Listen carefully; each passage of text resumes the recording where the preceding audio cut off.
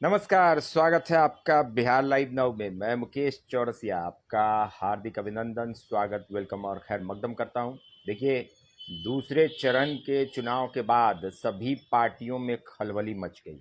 सभी पार्टियां अब सतर्क हो चुकी हैं क्योंकि बिहार में स्थिति अच्छी नहीं लग रही है। खास तौर पर एनडीए पूरी तरह से सजग है और एनडीए में अब बैठकों का, मीटिंग्स का दौर शुरू हो गया है। एनडीए पूरी ताकत के साथ अब मीटिंग कर रही है। एनडीए के जितने भी आला नेता हैं वो खास तौर पर मीटिंग कर रहे हैं। आज मुख्यमंत्री नीतीश कुमार ने अहम बैठक की है अपने कार्यकर्ताओं के साथ और कहीं ना कहीं डर तो है क्योंकि जिस तरह से विपक्ष टक्कर दे रही है। अभी तक अगर हम बात करें तो बिहार के 9 सीटों पर चुनाव हो चुका है। पहले और दूसरे चरण का मतदान हो चुका है और कल जो ये 26 तारीख को मतदान हुआ दूसरे चरण का, इसमें जेडीयू की लड़ाई कांग्रेस और आरजेडी से थी।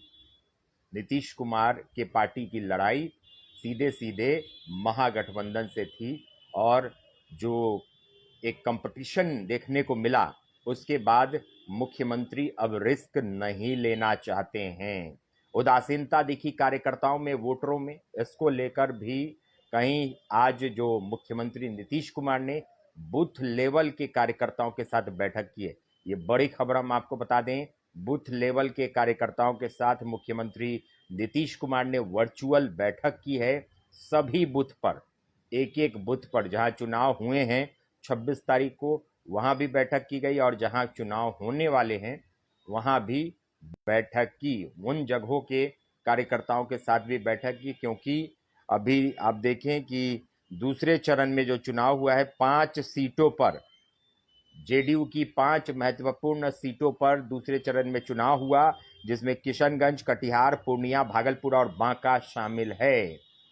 तो इन पांचों सीट में से 4 सीट पर जेडीयू का कब्जा था। 4 सीट पर जेडीयू का कब्जा था। कटिहार में जेडीयू के निवर्तमान सांसद थे, पूर्णिया में थे, भागलपुर और बांका में, इन चारों पर जेडीयू के निवर्तमान सांसद थे। मतलब जेडीयू की अच्छी खासी लड़ाई हुई है और कई जगहों पर सीधी टक्कर मानी जा रही, मतलब एकदम नेक टू नेक फाइट, कांटे की टक्कर। किशनगंज में मुजाहिद आलम और मोहम्मद जावेद के बीच में कांटे की टक्कर। बीच में अख्तरुल इस्लाम भी हैं जो कि एएमआईएम से हैं, उनका भी चल रहा है। साथ ही साथ कटिहार में दुलार चंद गोस्वामी का तारिक अनवर के साथ अच्छा फाइट हुआ है। पूर्णिया में संतोष कुशवाहा का फाइट इनसे पप्पू यादव से हुआ है और भागलपुर में अजय मंडल की फाइट अजीत शर्मा से हुई, अच्छी फाइट हुई है। वहीं बांका में गिरधारी यादव की फाइट जयप्रकाश नारायण से हुई है। देखिए, 3 सीटों पर अच्छी लड़ाई कही जा रही है, आमने सामने की लड़ाई कही जा रही है, जिसमें भागलपुर है, बांका है, पूर्णिया है और कटिहार भी है।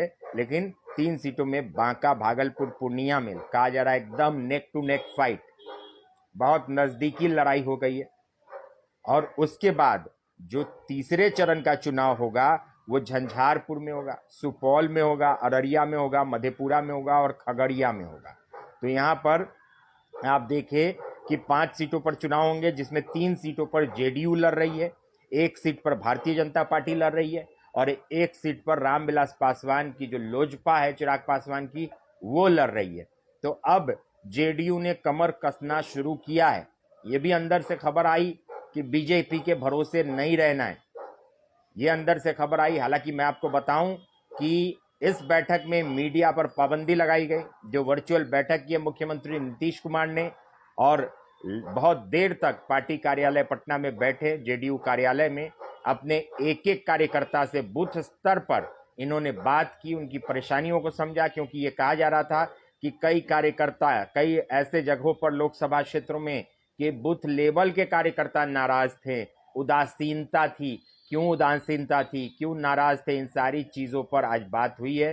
गोलू माथुर जी, स्वागत आपका। मुख्यमंत्री ने सीधे सीधे बात किया है अपने कार्यकर्ताओं से। ये भी अंदर खाने की खबर आ रही है कि मुख्यमंत्री की तरफ से ये कहा गया है कि खुद में मजबूत रहना है, बीजेपी के भरोसे नहीं रहना है, क्योंकि कई जगहों पर सामंजस्य की स्थिति भी देखने को नहीं मिल रही है जेडीयू और बीजेपी में। ये भी एक मैं आपको बात बता दूं, एलजेपी बीजेपी में अच्छी सामंजस्य देखने को मिल रही है, लेकिन बीजेपी और जेडीयू में कई सीटों पर एक ऐसा पावर नहीं मिल पा रहा है बीजेपी का जेडीयू को, जिससे परेशानी बढ़ गई है। 2 दिन पहले जेपी नड्डा ने अपने सभी कार्यकर्ताओं के साथ, जो बिहार के मुख्य नेता हैं, उनसे भी वर्चुअल मीटिंग की है। 2 दिन पहले की खबर, जो राष्ट्रीय अध्यक्ष है भारतीय जनता पार्टी के, इन्होंने बात की है। देखिए, उत्तर बिहार के कई सीटों पर, जो उत्तर बिहार जो कि गढ़ कहा जाता है भारतीय जनता पार्टी का, जेडीयू का, वहां पर कई सीटों पर जेडीयू और बीजेपी की इज्जत लगी हुई है। साथ ही साथ एलजेपी आर मतलब चिराग पासवान की भी इज्जत लगी हुई है। साथ ही साथ चिराग पासवान भी लड़ाई में है और इसी 3 फेज में सबकी नजर है। आदिल राइडर जी, स्वागत आपका। दूसरा चरण जो खत्म हो चुका है, तीसरा चरण झंझारपुर, सुपौल, अररिया, मधेपुरा, खगड़िया में होगा। ये 7 मई को होगा। तीसरे चरण का चुनाव 7 मई को होगा। झंझारपुर में, सुपौल में, अररिया में, मधेपुरा में और खगड़िया में। देखिए, लड़ाई भी देख लीजिए। लड़ाई आपको बताएंगे कि झंझारपुर में रामप्रीत मंडल, जो कि जेडीयू के निवर्तमान सांसद है, इनकी लड़ाई वीआईपी पार्टी के सुमन महासेठ से होगी। वहीं सुपौल में दिलेश्वर कामत, जो कि सिटिंग एमपी हैं, उनकी लड़ाई चंद्रहास चौपाल आरजेडी के कैंडिडेट से होगी। अररिया में प्रदीप कुमार सिंह, जो कि भारतीय जनता पार्टी के सिटिंग एमपी हैं, इनकी लड़ाई शहनवाज आलम आरजेडी कैंडिडेट से होगी। मधेपुरा में दिनेश चंद्र यादव हैं, जो कि जेडीयू के सिटिंग एमपी हैं, इनकी लड़ाई कुमार चंद्रदीप से होगी, आरजेडी के कैंडिडेट हैं। वहीं खगड़िया में राजेश वर्मा हैं, जिन पर विश्वास किया चिराग पासवान ने। स्वर्ण कारोबारी हैं राजेश वर्मा, मतलब स्वर्ण कारोबारी हैं राजेश वर्मा, सोने चांदी के का बिजनेस करते हैं। उनकी लड़ाई संजय कुमार सीपीएम के कैंडिडेट से है खगड़िया में। तो यहाँ पर आप देखिए कि जिस हिसाब से अब लड़ाई हो गई है आरजेडी में, इंडिया अलायंस और एनडीए अलायंस में, इसमें अब सोचना पड़ रहा है दोनों मतलब गठबंधन को, और खास तौर पर एनडीए को, क्योंकि उदासीनता साफ दिख रही है। अभी बिहार में 9 सीटों पर चुनाव हुए। 9 सीटों पर जो चुनाव हुए, वोटिंग प्रतिशत भी कम था और वोटरों में उदासीनता भी देखने को मिली। फैजान मुस्तफ़ा जी, स्वागत। कांग्रेस पार्टी से जुड़े फैजान मुस्तफ़ा जी, स्वागत आपका। तो इन अपने कार्यकर्ताओं को एक्टिव करने के लिए, अपने कार्यकर्ताओं का जोश वर्धन करने के लिए एनडीए लगी हुई है। भारतीय जनता पार्टी और जेडीयू दोनों ने कमर कस लिया। आज मुख्यमंत्री नीतीश कुमार ने अहम बैठक की है अपने कार्यकर्ताओं के साथ, बूथ लेवल के मतलब लोगों के साथ, कि भाई एक्टिव हो जाइए। देखिए, उत्तर बिहार की कई सीटों पर, झंझारपुर, सुपौल, अररिया, मधेपुरा, खगड़िया, जो दूसरे चरण से उत्तर बिहार की सीटें चालू हुई, जो किशनगंज थी, कटिहार, पूर्णिया, भागलपुर, बांका। भागलपुर को अगर हटा दे तो 4 सीट यहाँ पर उत्तर बिहार की है। फिर झंझारपुर, सुपौल, अररिया, मधेपुरा, खगड़िया। इसके बाद चौथा चरण जो होगा दरभंगा, उजियारपुर, समस्तीपुर, बेगूसराय, मुंगेर। वहीं 5वां चरण सीतामढ़ी, मधुबनी, मुजफ्फरपुर, सारण, हाजीपुर। 6ठा चरण वाल्मीकि नगर, पश्चिम चंपारण, पूर्वी चंपारण, शिवहर, वैशाली, गोपालगंज, सिवान, महाराजगंज। ये जो है उत्तर बिहार के प्रमुख जो हैं इनकी सीटें हैं। जी के जुनैद जी, स्वागत आपका। और उत्तर बिहार एनडीए का गढ़ कहा जाता है, तो इस पर नजर तो रहेगी भाई, क्योंकि नजर बहुत ज्यादा जरूरी है। देखिए, 6ठे चरण में सबसे ज्यादा सीटों पर चुनाव होने हैं। 8 सीटों पर 6ठे चरण में चुनाव होगा और 7वें चरण में 8 सीटों पर चुनाव होगा। तो 16 सीटों पर तो 2 चरण में चुनाव होने हैं, और जो 5 सीटें जो बची, उस पर बाकी के 24 सीटों पर चुनाव होंगे। तो अभी जो नीतीश कुमार की नजर कहें, नीतीश कुमार का आप कहें कि दूसरे चरण के बाद उनका जो दिमाग खुला है, विकास कुमार, जिस पर हमने कल बात कर ली है। देखिए, ऐसे आदमी के बारे में बात करने से क्या फायदा। तो दूसरे चरण के चुनाव के बाद, क्योंकि दूसरा चरण जो चुनाव हुआ है उसमें 5 की 5 जो सीटें हैं उस पर जेडीयू लड़ी है। जेडीयू की लड़ाई सीधे सीधे इंडिया अलायंस से हुई है, इंडिया ब्लॉक से हुई है।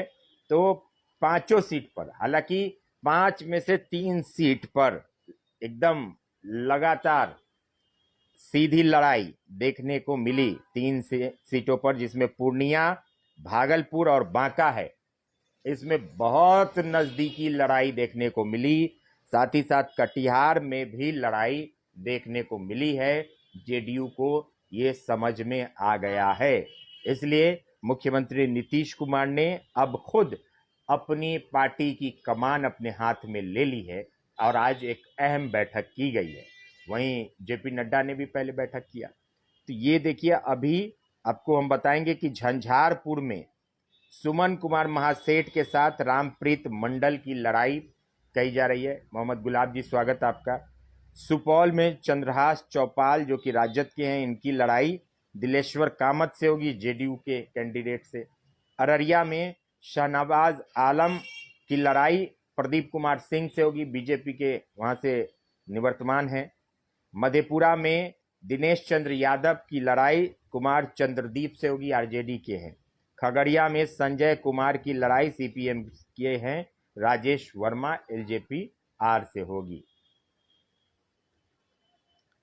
चौथे में दरभंगा में आरजेडी के ललित यादव गोपाल जी ठाकुर से लड़ेंगे, जो कि निवर्तमान सांसद हैं गोपाल जी ठाकुर। उजियारपुर में भी अब देखिए अच्छी फाइट, नदीमुल हक जी, स्वागत आपका। उजियारपुर में नित्यानंद राय जो कि सिटिंग एमपी हैं उजियारपुर के, उनकी लड़ाई कद्दावर नेता जो आरजेडी के बड़े नेता माने जाते हैं आलोक कुमार मेहता, इनके साथ होने वाली है। समस्तीपुर में शांभवी चौधरी जो कि डॉक्टर अशोक चौधरी मंत्री बिहार सरकार की बेटी हैं, इनकी लड़ाई हो रही है सन्नी हजारी, महेश्वर हजारी मंत्री बिहार सरकार के, मतलब मंत्री के बेटी के साथ मंत्री के बेटे की लड़ाई, ये समस्तीपुर में देखने को आप लोगों को मिलेगी। और समस्तीपुर में एक और कंडीशन चल रहा है स्थानीय और बाहरी का, क्योंकि सन्नी हजारी कह रहे हैं कि हम स्थानीय हैं, समस्तीपुर के हैं, शांभवी चौधरी तो बाहर की हैं। हालांकि रजनीश कुमार सिंह जी, स्वागत आपका, जेडीयू से जुड़े हैं रजनीश कुमार सिंह जी। रजनीश जी, आज मुख्यमंत्री नीतीश कुमार ने, इसी पर हम ये लाइव कर रहे हैं, विशेष तौर पर अपने बूथ लेवल तक के कार्यकर्ताओं के साथ वर्चुअल मीटिंग की है। डर तो लग गया है, 5 सीट जो 26 तारीख को जहां चुनाव हुए, डर तो लग गया है, क्योंकि 5 सीट में से भाई साहब 3 सीटों पर सीधी लड़ाई और 2 सीटों पर लड़ाई दिखी। इसमें पूर्णिया, भागलपुर और बांका, यहाँ पर बहुत अच्छी लड़ाई दिखी, और किशनगंज, कटिहार में लड़ाई दिखी है।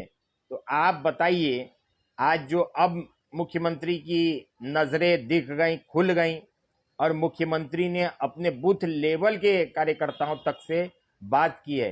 ये खबर आई है, मीडिया को हालांकि अंदर जाने नहीं दिया गया, लेकिन हमारे सूत्रों के अनुसार ये खबर आई है, मुख्यमंत्री का कहना है बीजेपी के भरोसे नहीं रहना है, अपनी मजबूती बहुत ज्यादा जरूरी है, और अपनी मजबूती बूथ लेवल के कार्यकर्ताओं को एक्टिव करना, क्योंकि अभी तक जो 9 सीटों पर चुनाव हुए हैं वहां बूथ लेवल पर कार्यकर्ता एक्टिव नहीं दिखे हैं। तो ये इस पर क्लियर कीजिए। बूथ लेवल के कार्यकर्ताओं के साथ मुख्यमंत्री ने बात की है। ये कहा गया कि बूथ लेवल के कार्यकर्ता जो हैं वो नाराज हैं, कई जगहों पर ये कहा गया कि भाई मतलब कैंडिडेट से नाराज हैं, तो वहाँ भी ये गड़बड़ हो सकती है कुछ, तो ऐसी चीज़ें आई हैं, आप समझ लीजिए। तो क्या इस पर कहेंगे रजनीश जी? अजय यादव लिख रहे हैं कि पप्पू यादव की जीत होगी, गठबंधन और एनडीए प्रत्याशी जमानत जब्त हो जाएगी। देखिए, लेकिन जमानत जब्त तो नहीं होनी चाहिए, लड़ाई होगी वहाँ, ऐसी नहीं बात है। 2 लोगों में लड़ाई होगी, 2 लोगों में लड़ाई तो है। पप्पू कुमार यादव जी, बिल्कुल। मैं अभी मुख्यमंत्री के इस पर हम बात कर रहे हैं, उसके बाद हम जब रात में फिर आएंगे लाइव, और तब उस पर दूसरा सब्जेक्ट होगा। आज मैं आपको सब्जेक्ट भी बता दूंगा। नमस्कार कर दिया 40 बार, क्या कारण है विश्लेषण करके जनता को बताइए। बीजेपी के, देखिए सबसे बड़ी चीज है, अभी दो चरणों के चुनाव में, दो चरण के चुनाव खत्म हो गए, मोदी लहर नहीं चालू हुई। जो मोदी लहर चलती थी वो मोदी लहर इसलिए आज इस बार नहीं दिखी। अब उसके बहुत सारे कारण हैं, ऐसा नहीं है कि मोदी लहर आपको सिर्फ राजनीतिक कारणों से, अगर आप वातावरण के कारणों को भी बताए, एक कारण वो भी है कि मोदी लहर नहीं दिख रही है। बिहार में खास तौर पर लगन है, लगन में बहुत सारे लोग व्यस्त हैं, कटनी का काम चल रहा है, तो शायद तीसरे चरण के बाद थोड़ा उत्साह दिखे लोगों में, और ये जो 54% 48% जो वोटिंग हुई है वो आगे हो। तो मोदी की लहर इस बार नहीं दिखी है अभी, और एग्रेसिव वोटिंग जो होनी चाहिए वो नहीं हो पा रही है, जिससे डर लग रहा है सीटिंग को। जो भी सीटिंग है उनके अंदर डर लाजमी है और डर लगना चाहिए, क्योंकि नदीमुल हक जी, मुकेश पाठक जी स्वागत आपका। मुकेश पाठक जी ने जैसे कल कहा कि भाई आप एनडीए में हैं और एनडीए के सभी घटक दलों को आप इज्जत नहीं देंगे। मुकेश पाठक जी कहीं ना कहीं नीतीश कुमार को भी ये बात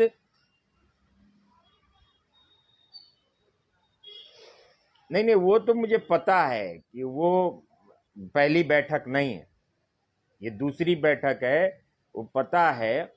लेकिन 5 में से 4 आप जीत रहे हैं, एक पर कंफ्यूजन है, सभी बूथ एजेंट का रुझान मिल चुका है पार्टी को। देखिए आप लोग पूर्णिया पूर्णिया आप जीत रहे हैं, पूर्णिया आप जीत रहे हैं, आप कह रहे हैं 5 में से 4 जीत रहे हैं। किशनगंज मामला लटका हुआ है आपका, किशनगंज में मामला लटका है, पूर्णिया में मामला लटका हुआ है, भागलपुर में अजीत शर्मा ने अच्छी फाइट दी है, बांका में जयप्रकाश यादव जो हैं उन्होंने गिरधारी यादव को अच्छा फाइट दिया। कैसे आप 5 में से 4 जीत जाएंगे भाई? मतलब हाँ, ये मैं आपकी भावनाओं को समझ सकता हूँ, पार्टी लाइन लेंथ से आप अलग नहीं जाएंगे, लेकिन फाइट बहुत अच्छी मिली है आप लोगों को। पूर्णिया में बहुत अच्छी फाइट आपको मिली है। कटिहार में हमने पहले कहा, कटिहार और किशनगंज तो हमने पहले छोड़ दिया। मैंने क्या लिखा, मैंने 3 चीजों क्या बोला, पूर्णिया, भागलपुर, बांका, यहाँ आपकी अच्छी लड़ाई हुई है, यहाँ आपकी अच्छी लड़ाई हुई है।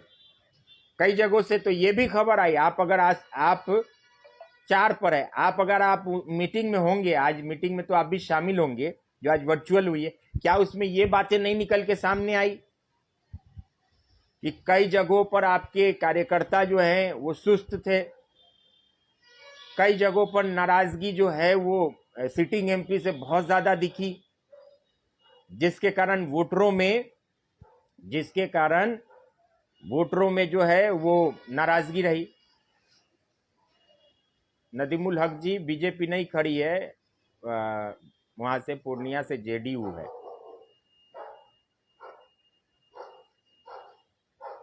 पार्टी, वही मैं कह रहा हूं कि जिस हिसाब से अभी आज जो मीटिंग साफ तौर पर हो गई है, देखिए मुकेश पाठक जी के साथ क्या हुआ, उनकी पार्टी के साथ क्या हुआ, जीतन राम मांझी आए हुए थे, आप एनडीए में हैं, ये भी बात हुई है बीजेपी के भरोसे नहीं रहना है। क्या ये गलत है? क्या ये गलत है? ये आप बताइए। सबसे बड़ी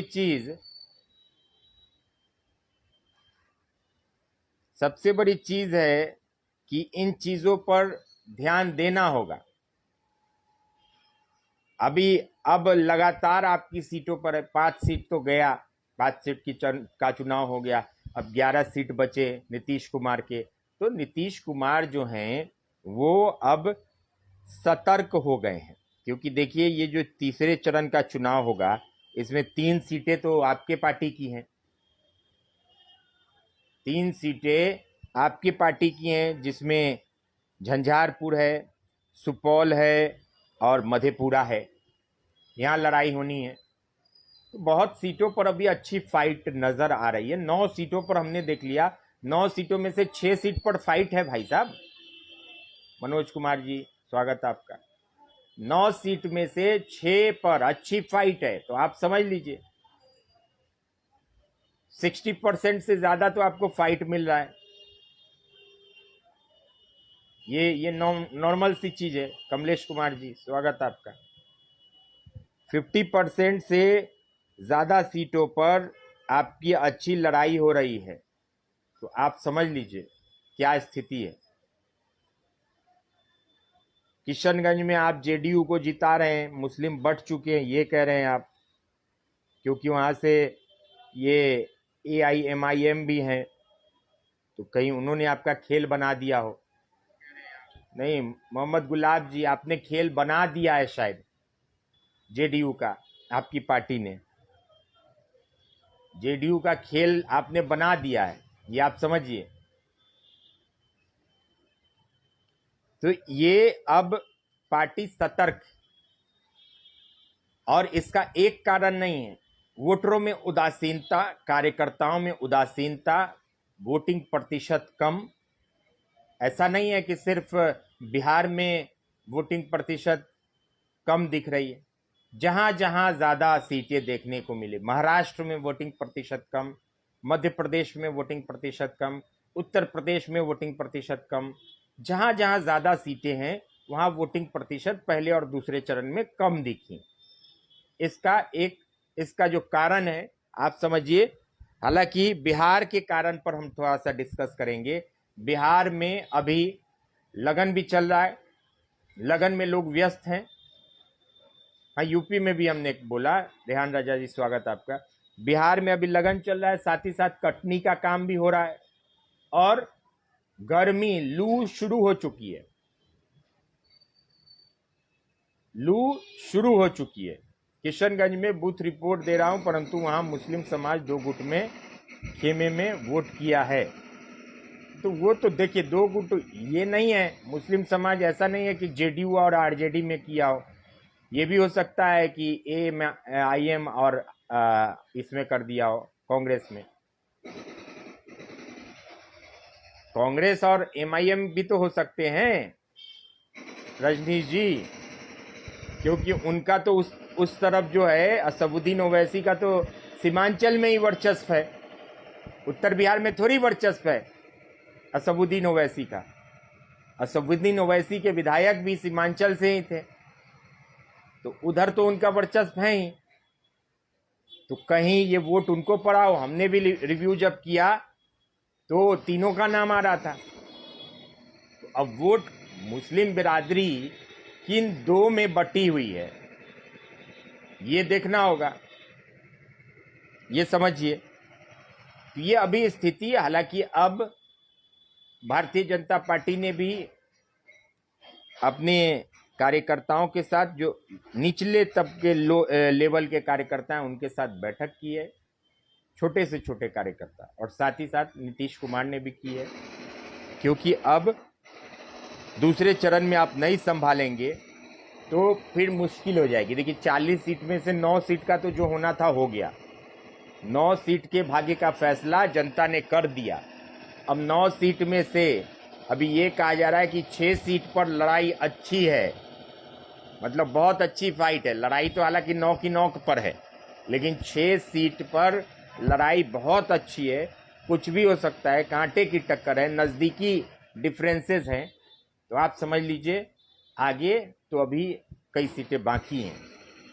कांग्रेस और ओवैसी में 50-50 बटा, जिसके कारण जेडीयू को फायदा हो गया। 20% वोट जेडीयू को मिला है। चलिए देखते हैं आगे।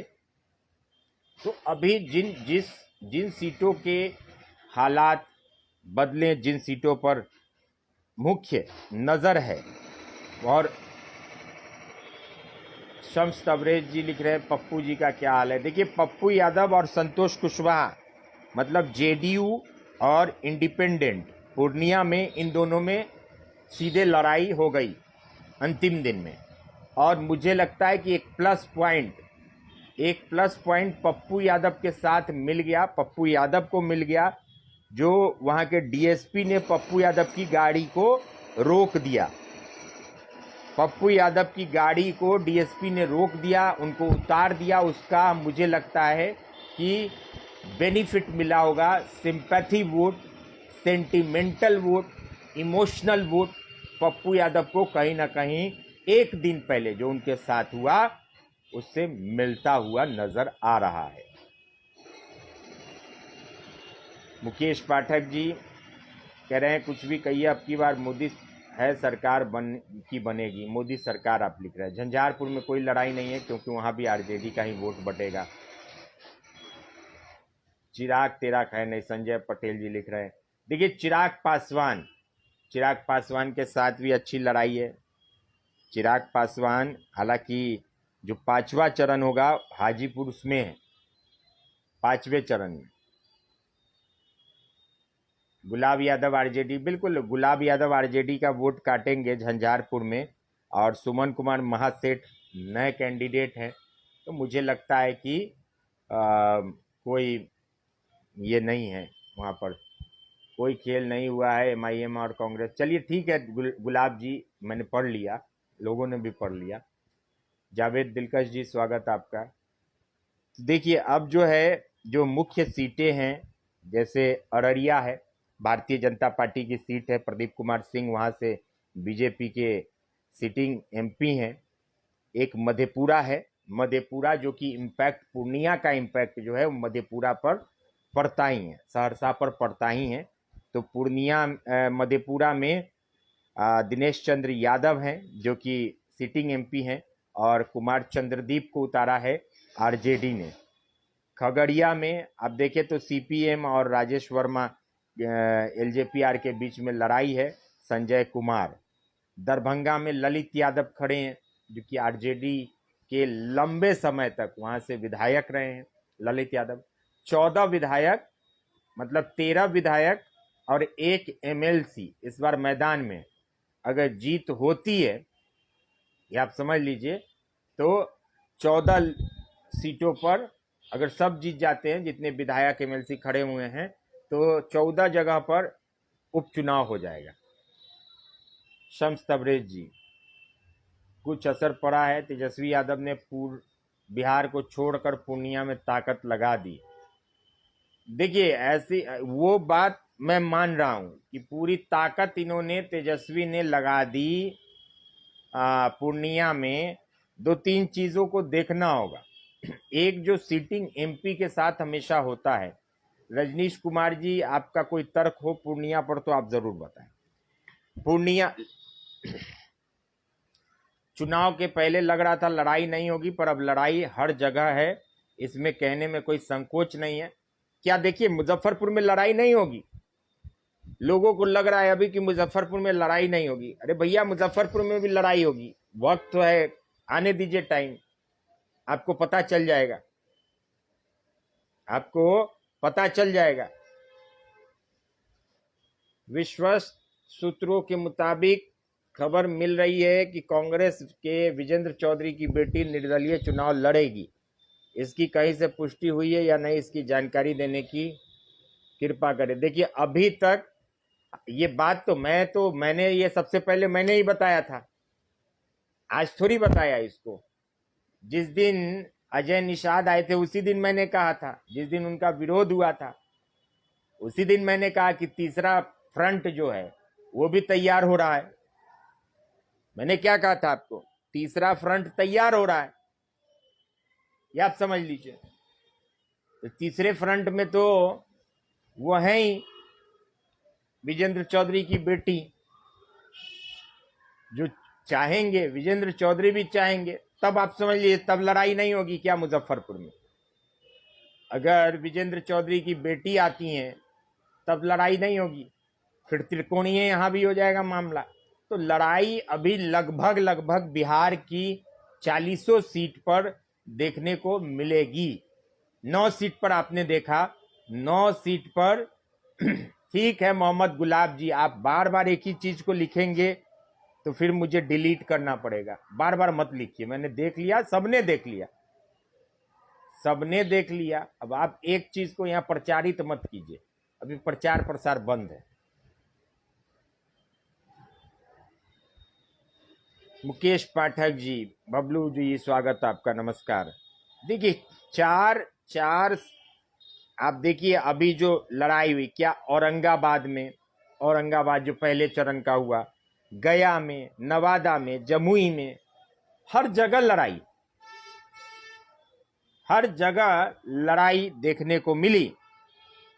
जमीन मामले में राजा यादव बिल्कुल सही लिख रहे हैं, जमीन मामले में एंटीसिपेटरी बेल फाइल किया था मुन्ना शुक्ला ने, लेकिन एडीजे 5 के कोर्ट ने मुन्ना शुक्ला के एंटीसिपेटरी बेल को खारिज कर दिया है। अब मुझे लगता है कि उतने खुलकर, हालांकि देखिए प्रचार प्रसार नहीं कर सकते हैं, हरिओम सराफ जी स्वागत आपका, लेकिन वो चीज़ें नॉमिनेशन के दिन देखी जाती है। वो एक खबर आई, अधिवक्ता है उनके ज़मीन मामले में ये चीज़ हुई है। देखिए कि जिस ये हिसाब से अभी चीज़ हो रही है, लड़ाई हो रही है, अब धीरे धीरे लड़ाई बढ़ रही है। ऐसा नहीं है कि लड़ाई नहीं होगी, धीरे धीरे लड़ाई बढ़ रही है। और हर सीटों पर जहां पर यह देखा गया कि लड़ाई थी नहीं, उन सीटों पर अब लड़ाई दिख रही है। अजय निषाद 30 तारीख को नामांकन करेंगे। ये अभी देखिए कि वैशाली में साफ लड़ाई दिखती है, शिवर में लड़ाई नहीं दिख रही थी लेकिन वहां लड़ाई दिखने लगी। सीतामढ़ी में अभी लड़ाई नहीं दिख रही है उतनी, लेकिन मुझे लगता है सीतामढ़ी में भी वक्त आते आते लड़ाई दिखने लगेगी। राजदेव गुप्ता जी स्वागत है आपका। वो आप जाके पूछिए ना तो अजय निषाद से, मुझसे क्यों पूछ रहे हैं मोहम्मद गुलाब जी, आप वो अजय निषाद से पूछिए कि क्यों दे। अगर अब भी एनडीए का वोटर घर से बाहर नहीं निकला तो फिर दिक्कत है बिहार में। भाई साहब इतनी चिलचिलाती धूप में एनडीए का वोटर कैसे निकलेगा? हद करते हैं आप। इतनी गर्मी में कैसे निकलेगा वोटर? और अनुमानतः 20 से 25 तारीख के बीच में 43 से 48 डिग्री तक टेम्परेचर होगी, मतलब आग बरसेगी, आग। आप समझिए, जो अनुमान लगाया जा रहा है मौसम विज्ञान की तरफ से कि 43 से 48 डिग्री टेम्परेचर होगा 20 मई से लेके 25 मई, मतलब 20 मई के बाद, 15 मई के बाद। राजदेव गुप्ता जी,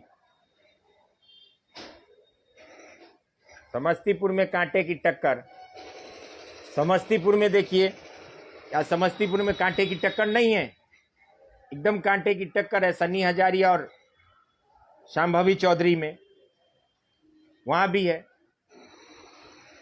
ये सबसे बड़ी चीज है। मैंने बार बार कहा कि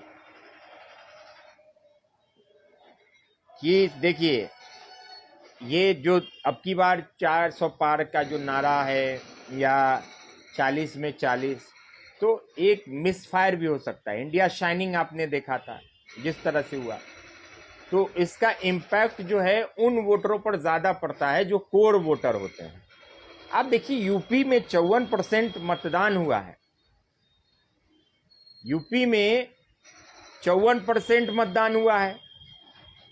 ये जो बिहार में अभी तक 55 से ज़्यादा नहीं, पिछली बार अभी जो 26 को हुआ 54% मतदान हुआ है। वोटिंग प्रतिशत कम होगा, परेशानी बढ़ेगी। वोटिंग प्रतिशत एवरेज होगा, ठीक ठाक होगा तो ठीक रहेगी चीज़ें। लेकिन वोटर किसके नहीं निकल रहे हैं?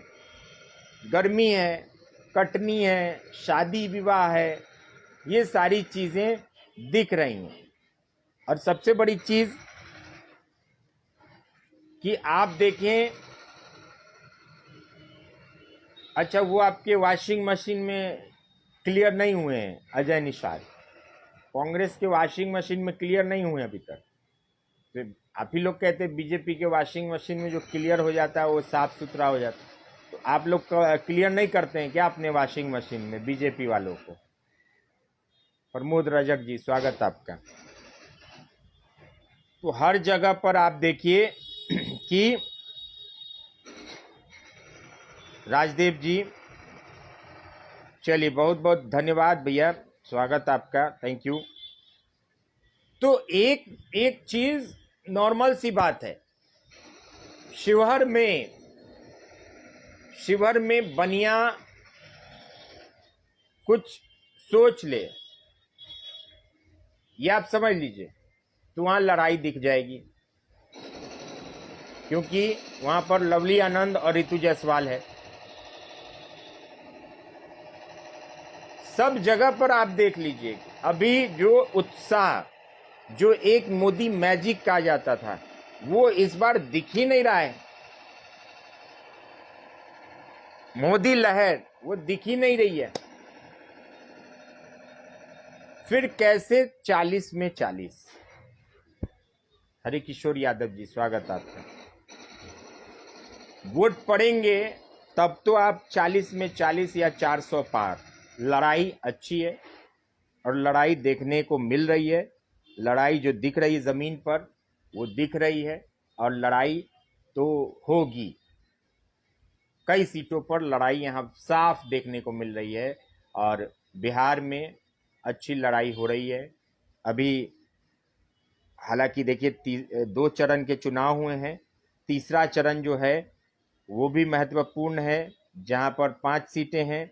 चौथे चरण में भी 5 सीटें हैं, 5वें चरण में भी 5 सीट है, छठे चरण में 8 सीट है, और 7वें चरण में भी 8 सीट है। तो 8 सीट जो है वो छठे और 7वें चरण में है, ये आप समझिए। कन्हैया सिंह राठौड़ जी, स्वागत आपका। वही मैं कह रहा था कि कमी है।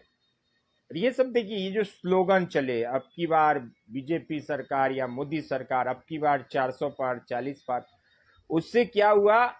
कॉन्फिडेंस, 2-3 चीजें होती। कॉन्फिडेंस ठीक है, लेकिन ओवर कॉन्फिडेंस खराब है। ओवर कॉन्फिडेंस से ये भी होता है कि भाई साहब, अगर आपके वोटर ओवर कॉन्फिडेंस में रह गए, ये सरकार तो मोदी जी बनाएंगे, सरकार 40 तो पार ही हो जाएगा, 400 पार करेंगे, छोड़ो ना, क्या टेंशन है, वो ओवर कॉन्फिडेंस का एक ये चल जाता है। बाबू सदान जी, स्वागत आपका।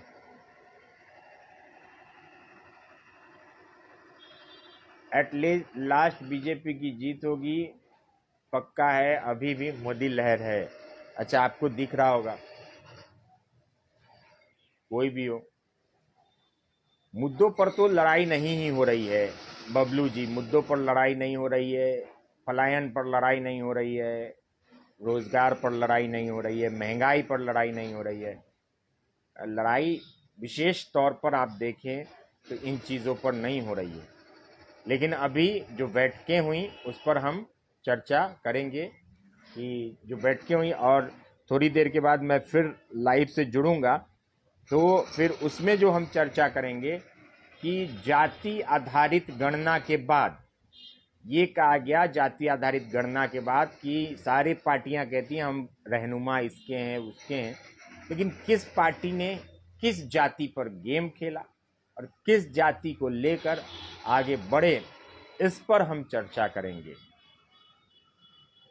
4 लाख वोट लवली आनंद शिवहर से जीतेंगी, लिख रहे हैं कन्हैया सिंह राठौड़ जी।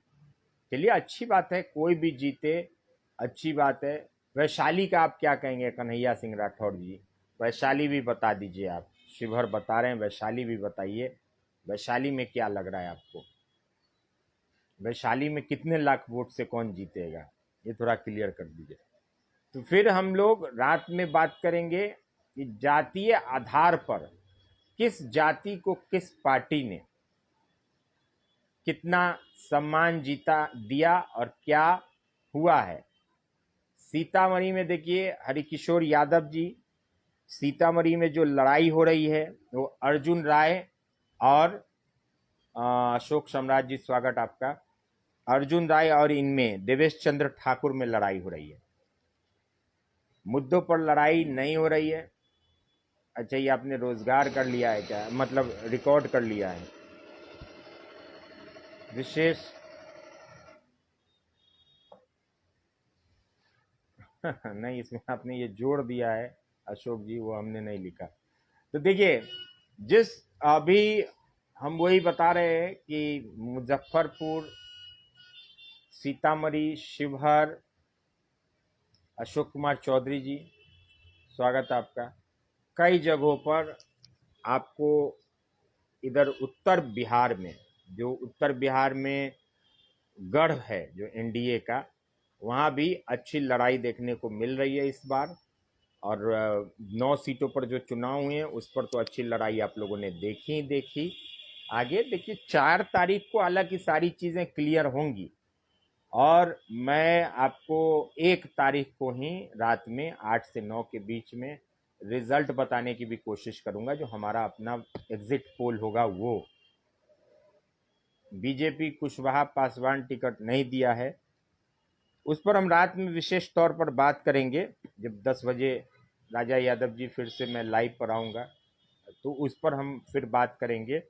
अभी हमारी बैठक, अभी जो ये विशेष तौर पर लाइव थी, मुख्यमंत्री नीतीश कुमार ने बैठक की है और दूसरे चरण के चुनाव को देखते हुए ये विशेष बैठक बुलाई गई और उसमें कई चीज़ों पर बात हुई कि भाई अपने अंदर ताकत लानी होगी, अपनी आत्म सुरक्षा के लिए, अपनी रक्षा के लिए खुद हाथ मजबूत होने चाहिए। आप बीजेपी के सहारे न रहें। अपने बूथ लेवल तक के कार्यकर्ताओं से नीतीश कुमार ने बात की है कि किस तरह से अब ज़मीन पर काम होना चाहिए, किस तरह से वोट प्रतिशत बढ़ाने चाहिए, कैसे अपने वोटरों को घर से निकालकर वोट करवाना है, इन सारी चीज़ों पर बात हुई। तो कहीं ना कहीं ये कह सकते हैं कि लड़ाई दिख रही है, तभी तो इस तरह की मीटिंग्स हो रही हैं और बातचीत हो रही हैं कि किस तरह हम आगे की रणनीति बनाएं। 9 सीटों पर बातचीत हुई। पूर्णिया में आप देखिए लड़ाई त्रिकोणीय हो गई, पप्पू यादव वर्सेस संतोष कुशवाहा और बीमा भारती, ये आप समझ लीजिए। सीतामढ़ी, शिवहर, मुजफ्फरपुर, वैशाली, मोदी लहर में जीत पक्का। अच्छा, बीजेपी मैजिक ज़रूर चलेगा, लेकिन 2 चरण में तो नहीं चला भाई साहब। मोहम्मद एहसान जी, स्वागत आपका। 2 चरण का चुनाव हमने देखा, ये मोदी मैजिक नहीं चला, आप लोगों ने भी देखा। मोदी मैजिक ठाकुर का कुआं न चलवे। ठाकुर का कुआं जो अशोक सम्राट जी लिख रहे हैं, नहीं वो देखिए, आपने कन्हैया सिंह राठौड़ जी, हमने आपसे क्या पूछा था, आपने बहुत अच्छी तरह से उसको आप निकलने की कोशिश कर रहे हैं। सीतामढ़ी, शिवहर, मुजफ्फरपुर, वैशाली। अरे भैया एक ही सीट का पूछा, वैशाली।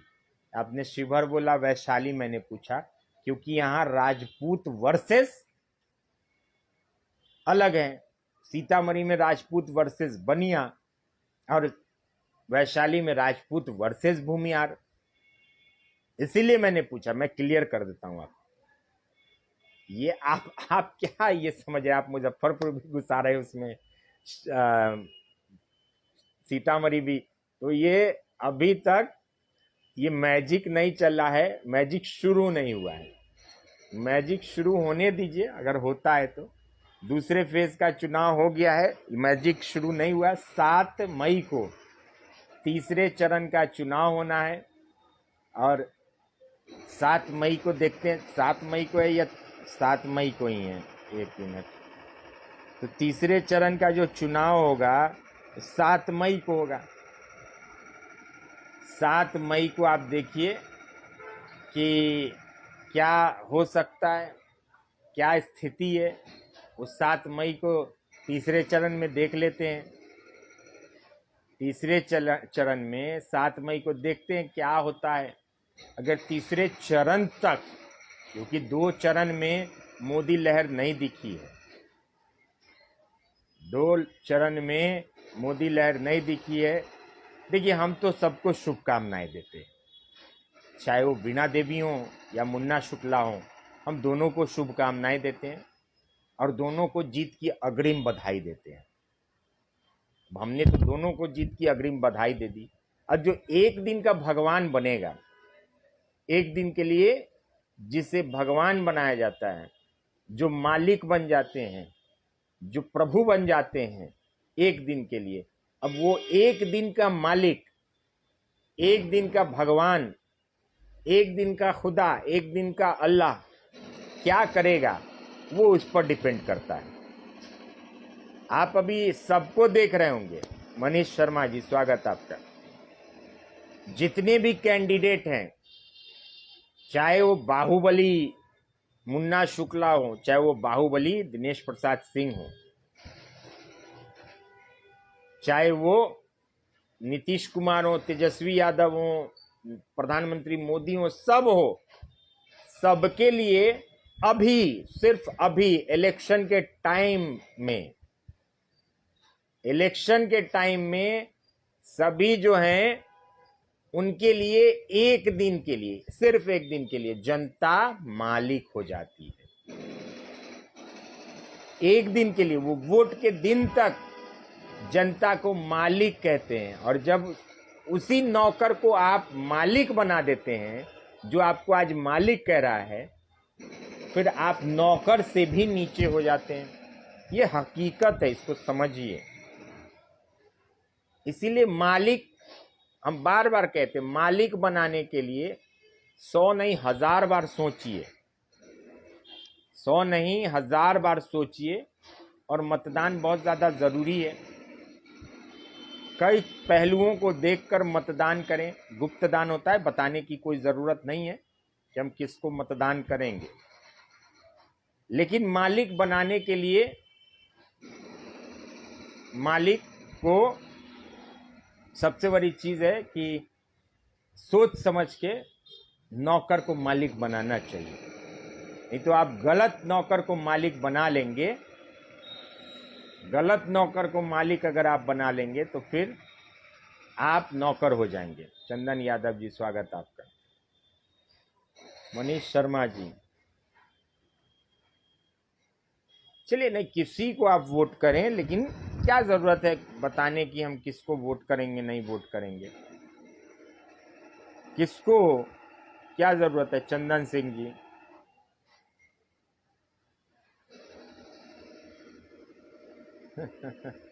चंदन सिंह जी, देखिए हमने क्या किया, हमने क्या कहा आपसे कि सभी चीज़ों को देखकर काम करना है, वोट करना है। और एक दिन का मालिक है, एक दिन का मालिक क्या डिसीजन लेता है। हम तो वैशाली में दोनों को शुभकामना देते हैं, जीत की अग्रिम बधाई देते हैं, वीणा देवी और मुन्ना शुक्ला दोनों को, और दोनों को शुभकामनाएं हमारी। मुजफ्फरपुर में हम राजभूषण निषाद और अजय निषाद और जितने भी निर्दलीय या कोई दल से खड़े हैं सबको हम शुभकामना देते हैं। हाजीपुर में चिराग पासवान, शिवचंद्र राम दोनों को जीत की शुभकामना देते हैं, दोनों आदमी जीतिए। शिवहर में ऋतु जायसवाल, लवली आनंद दोनों को हम जीत की शुभकामनाएं देते हैं। सीतामढ़ी में देवेश चंद्र ठाकुर और अर्जुन राय दोनों को शुभकामना देते हैं। हम तो सबको शुभकामना देंगे, लेकिन तय तो वो करेंगे जो अपने उंगली में, जब सुदर्शन चक्र जो होता है, कृष्ण के हाथ में एक ही उंगली में सुदर्शन चक्र होता था, तो अभी भी हर एक वोटर कृष्ण है और उसके उंगली में वही सुदर्शन चक्र वाला दम है। अगर वोटर अपने कृष्ण वाले ताकत को दिखाए तो। लेकिन आज हमारे कुछ वोटर वो कृष्ण के सुदर्शन चक्र को 500 और 1000 रुपया में बेच देते हैं। तो हाथ जोड़ के आपसे हम यही विनती करेंगे कि आप भी आगे जाइए और लोगों को इन चीजों से रोकिए जो अपने वोट को बेचते हैं 1000, 2000, 500 रुपए में। ये लोग सारे वोट को खराब कर देते हैं। इसलिए वोट आप खरीद लेंगे, 2000 में तो आपको दे देगा कि 2000 रुपया मिल रहा है, वोट दे देना। तो आप समझ लीजिए कि 2000 में 5 साल में एक बार भी आप उस आदमी के दरवाजे पर नहीं जा पाएंगे जिससे आपने 2000 रुपया लिया है। वो साफ कहेगा कि तुमको तो हम पैसा दिए तब तुम हमको वोट दिए, क्या करने आए हो, अब भागो। कितने लोग कहते हैं कि सांसद के दरवाजे पर जाई छी, हमरा धुतकार के भगा दैया। अरे भैया, तू 2000 रुपया ले ले हता, अब वोट दे ले हता, तब न धुतकार के भगा दै छो कि तोर वोट तुम खरीद लिए हैं। तो ये जो स्थिति है अभी, इन स्थितियों से निकलने के लिए आप देखिए कि बहुत चीज़ों पर ध्यान देना होगा। जो बुद्धिजीवी वोटर हैं, जो समझदार सामाजिक कार्यकर्ता हैं, जो हमारे प्लेटफॉर्म पर जुड़ते हैं, उनसे बस हम इतनी ही आशा रखते हैं और विनती करते हैं, अपील करते हैं कि भाई उन वोट बिकवा सबको, बेचने वाले और बिकने वाले दोनों को रोकिए। तभी अच्छा मतदान होगा और तभी अच्छे लोग चुन के आएंगे और तब अच्छी सरकार बनेगी। बने रहिए, थोड़ी देर के बाद फिर से कनेक्ट करेंगे और आप लोगों के साथ रूबरू होंगे जातीय आधार पर किसको क्या मिला उसको लेकर।